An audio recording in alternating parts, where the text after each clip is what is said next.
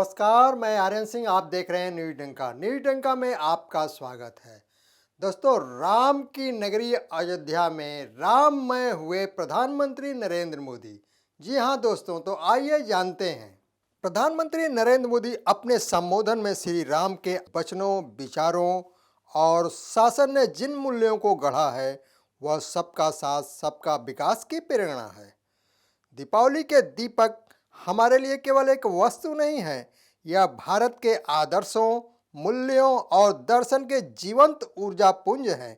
प्रधानमंत्री ने राम की पैड़ी पर 3D होलोग्राफिक प्रोजेक्शन शो तथा ग्रैंड म्यूजिकल लेजर शो का भी अवलोकन किया। इस शो में भगवान राम के जीवन की विभिन्न घटनाओं को दर्शाया गया। उन्होंने कहा कि भगवान राम ने अपने वचनों, अपने विचारों और अपने शासन में जिन मूल्यों को गढ़ा वे सबका साथ, सबका विकास की प्रेरणा है और सबका विश्वास, सबका प्रयास का आधार भी।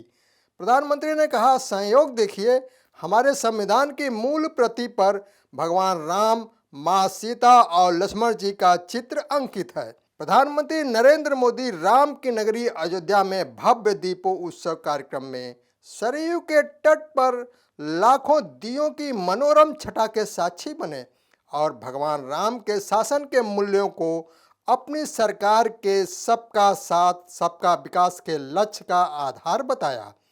राम जन्मभूमि पर भव्य मंदिर निर्माण के लिए 5 अगस्त 2020 को शिलान्यास करने के बाद पहली बार अयोध्या पहुंचे प्रधानमंत्री पवित्र सरयू नदी के तट पर स्थित राम की पैड़ी पर 15,76,000 दिए जलाए जाने के विश्व रिकॉर्ड के साक्षी बने।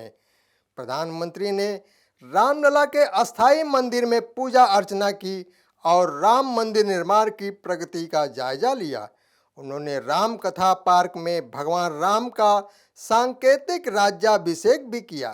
प्रधानमंत्री ने कहा, इस बार दीपावली एक ऐसे समय में आई है जब हमने कुछ समय पहले ही आज़ादी के 75 वर्ष पूरे किए। हम आज़ादी का अमृत महोत्सव मना रहे हैं। इस अमृत काल में भगवान राम जैसी संकल्प शक्ति को नई ऊंचाई पर ले जाएंगे।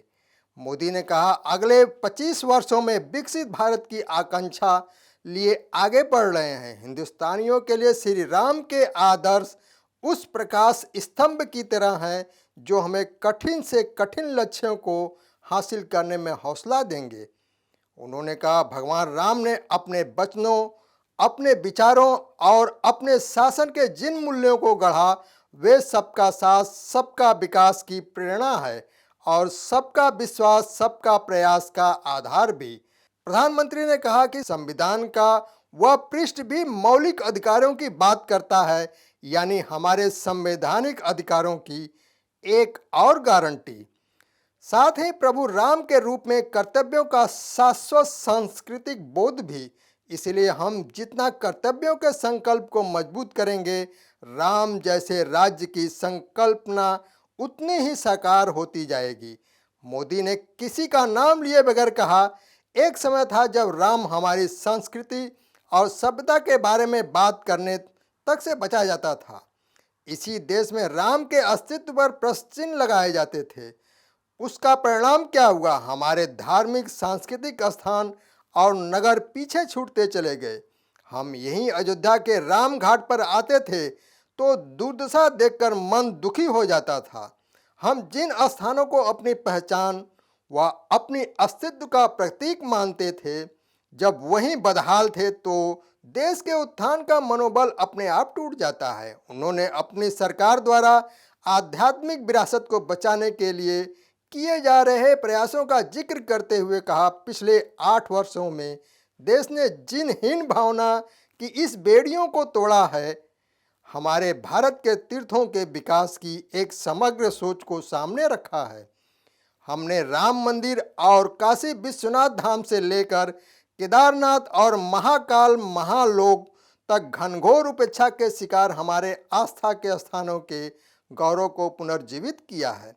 एक समग्र प्रयास कैसे समग्र विकास का जरिया बन जाता है, आज देश इसका साक्षी है।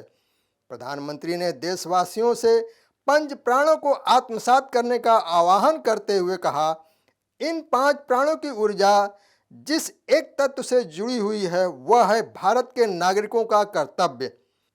अयोध्या नगरी में दीपोत्सव के इस पावन अवसर पर हमें अपने इस संकल्प को दोहराना है। श्री राम से जितना सीख सकें सीखना है। भगवान राम मर्यादा पुरुषोत्तम कहे जाते हैं।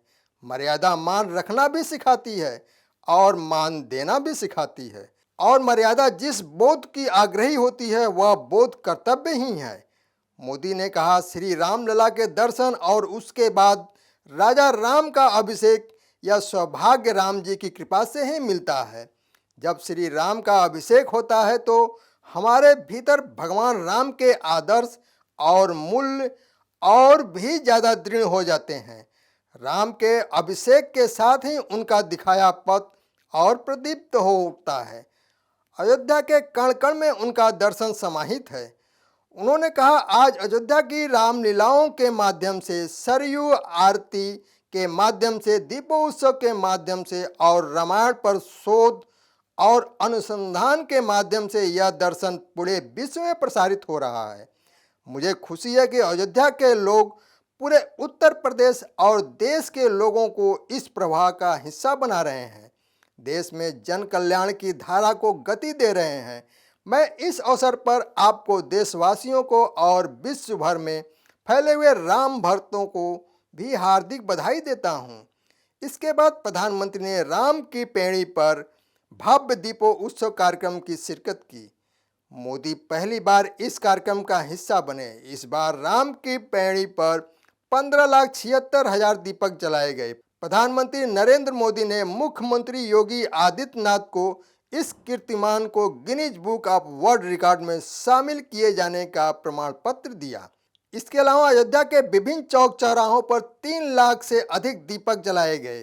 प्रधानमंत्री ने इस अवसर पर कहा, आज अयोध्या दीपों से, दिव्य भावनाओं से भव्य है। आज अयोध्या नगरी भारत के सांस्कृतिक पुनर्जागरण के स्वर्णिम अध्याय का प्रतिबिंब है। जब 14 वर्ष के वनवास के बाद प्रभु श्री राम अयोध्या वापस आए होंगे तो अयोध्या कैसी सजी संवरी होगी। उन्होंने कहा, हमने त्रेता युग की उस अयोध्या के दर्शन नहीं किए, लेकिन प्रभु राम के आशीर्वाद से आज अमृत काल में अमर अयोध्या की अलौकिक के हम साक्षी बन रहे हैं। मोदी ने कहा, प्रभु श्री राम ने रावण के अत्याचार का अंत हजारों वर्ष पूर्व किया था, लेकिन आज हजारों साल बाद भी उस घटना का एक एक मानवीय और आध्यात्मिक संदेश एक एक दीपक के रूप में सतत प्रकाशित होता है। तो दोस्तों, यह वीडियो कैसा लगा, लाइक शेयर कमेंट और हमारे YouTube चैनल को सब्सक्राइब करें। धन्यवाद।